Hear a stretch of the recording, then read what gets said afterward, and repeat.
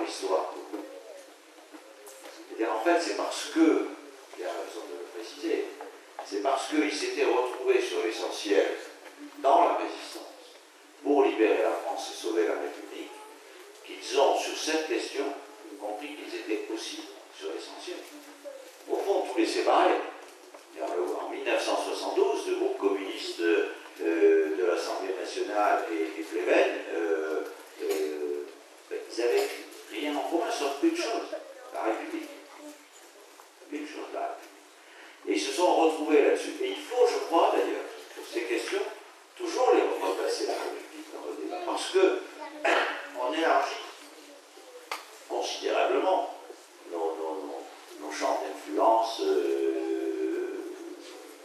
habituels, nos cercles habituels. C'est une question qui touche à l'essentiel.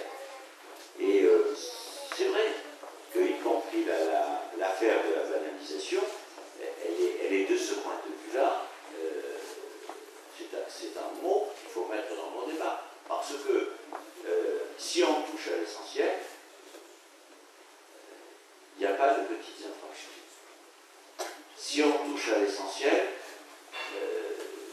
il n'y a pas des choses qui sont acceptables ou tolérables. Que ce soit, je l'ai dit tout à l'heure, sur le terrain de l'humour ou dans les enceintes sportives, non. Il y a des règles, puisqu'elles sont essentielles pour nous. Alors il n'y a aucune raison qu'elles soient banalisées, acceptées. Et pour revenir sur ce que disait Camara, c'est que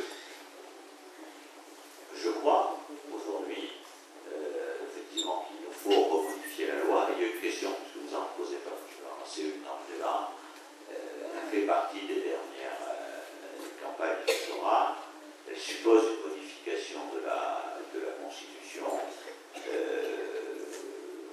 parce que le mot race figure encore dans notre Constitution. Et au fond, ce qu'on s'est dit ensemble jusqu'à présent semble assez incompatible avec le fait que le mot race continue à figurer dans la Constitution. Et donc je pense que, y compris dans ce message, puisque justement on touche à l'essentiel et que la Constitution c'est l'essentiel, c'est le contrat qui fait qu'on vit ensemble.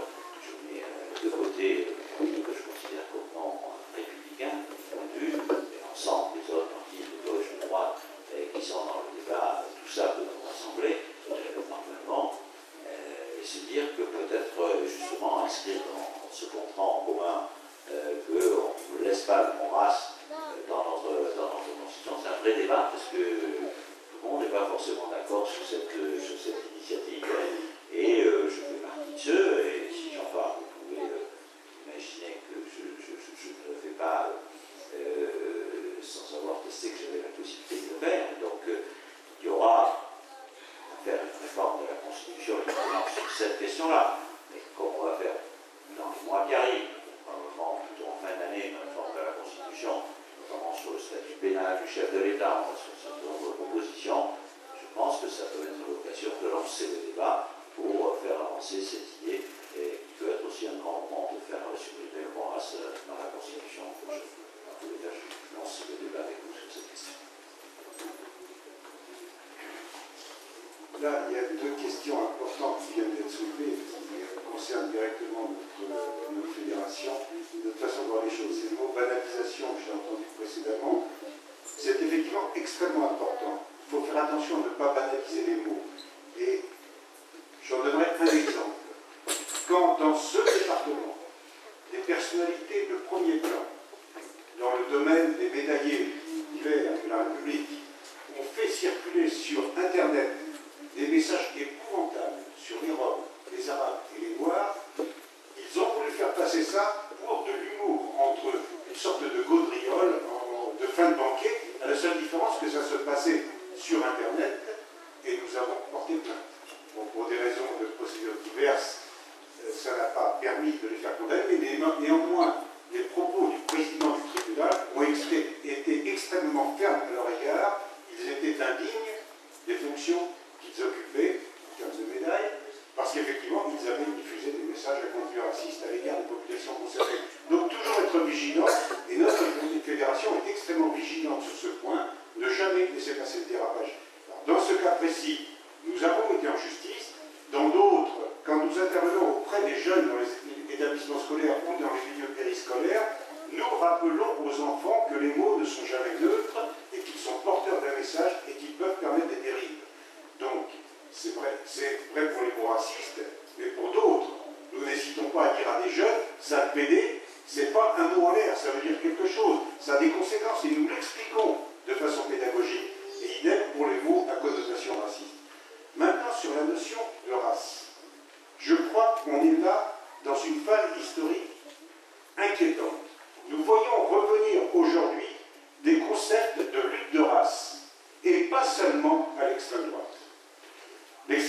clair. Le concept de lutte de race revient. Et c'est tout le discours, aussi bien du Front National, mais aussi des groupes plus marginaux, mais qui deviennent inquiétants, tous ces identitaires, tous ces mouvements identitaires. Il faudra aussi s'interroger sur un retour de l'identité. Le gouvernement précédent, d'ailleurs, a essayé de faire passer certains messages sous couvert d'identité. Et donc, ça permet effectivement toutes les dérives. Et là, nous sommes extrêmement vigilants sur cette question-là. Il y a un retour de notions de race à l'extrême droite, mais aussi dans certaines franges qui ne sont pas à l'extrême droite. Quand on essaie de nous expliquer que le racisme, ça ne peut exister que s'il y a des dominants et des dominés. Donc, en un mot, les dominants sont, c'est ce qu'expliquent certains, une société blanche, et les autres étant des dominés, ne peuvent pas être racistes. Ça veut dire que, par exemple, le sale blanc ne serait pas raciste. Eh bien, nous disons le contraire. La loi de 72 notamment, a un côté universel et combat toute forme d'expression raciste. Ça ne veut pas dire qu'il faut distinguer les choses. Il y a un racisme, effectivement, ce racisme-là, par les mots, par des actes, sale blanc, sale noir, sale arabe, il y a une loi qui s'applique de façon universelle à tous. Maintenant, il est vrai que ceux qui, dans l'emploi, le logement, quand on leur refuse un logement, un emploi, ce sont toujours les mêmes, ceux en fonction de leur couleur de peau. Et c'est ce que nous appelons le racisme systémique. Celui-là, effectivement, il faut le combattre et il concerne toujours les mêmes catégories de population. Mais les mots, les actes, et je vous le cite, sale blanc, sale noir, il n'y a pas à faire de distinguo. Et je donne un simple exemple. Quand un jeune, et j'étais avec Daniel, auprès d'un club sportif, où un jeune nous a dit, on a évoqué ce problème du sale blanc, il nous a dit, attendez, non, les sales blancs, c'est pas pareil. Nous, on peut le dire, on n'a pas le pouvoir. On lui a dit du permet. Le sale blanc, il tombe sous le coup de la loi, comme le sale noir ou le sale arabe. Justement, on ne rentre pas dans ces hiérarchisations. Et il y a un débat aujourd'hui. On essaye aussi, dans certaines sphères, de nous expliquer qu'il y a une lutte des races, blanc contre noir, blanc contre non-blanc, et ça ne vient pas seulement de l'extrême droite. Et nous avons, et je crois que Pierre pourra peut-être compléter là-dessus, nous avons dans cette fédération un message universel sur ces questions-là. Le racisme est aussi universel que l'antiracisme et vice-versa. Et c'est une question extrêmement importante et un vrai débat de société aujourd'hui. Juste, peut-être compléter ce qu'il avait dit, mais en venant vers la loi, on a dit que la loi c'est effectivement quelque chose qui permet l'impératif, mais la loi c'est aussi quelque chose de très pédagogique. Il doit être pédagogique. La loi, ça permet de réparer à la victime, de réparer sa souffrance quand on est insulté. Quand on est insulté à raison non pas d'un problème personnel, mais d'un problème uniquement lié à la cause de sa peau ou à ses origines ethniques. On vit une souffrance et la réparation qui est faite par la justice, elle est extrêmement importante. Et je vais aller plus loin, c'est extrêmement important également pour celui qui a transgressé cette loi, de pouvoir effectivement réintégrer le corps social après avoir été sanctionné.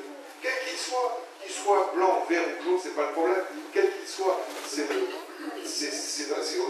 forte charge symbolique. Et je suis certain qu'on pourrait en parler très longtemps encore sur le terrain de la justice et de la loi, mais encore une fois, lorsque quelqu'un transgresse la loi, non seulement ça permet, la justice permet de réparer la souffrance de la victime, mais surtout par la sanction qui est comprise, par la sanction qui doit être pédagogique, de faire revenir dans le corps social celui qui a transgressé cette loi. Parce que le but, c'est bien évidemment qu'il n'en commence pas, c'est pas le but seulement de donner des coups de bâton, c'est surtout aussi de faire comprendre effectivement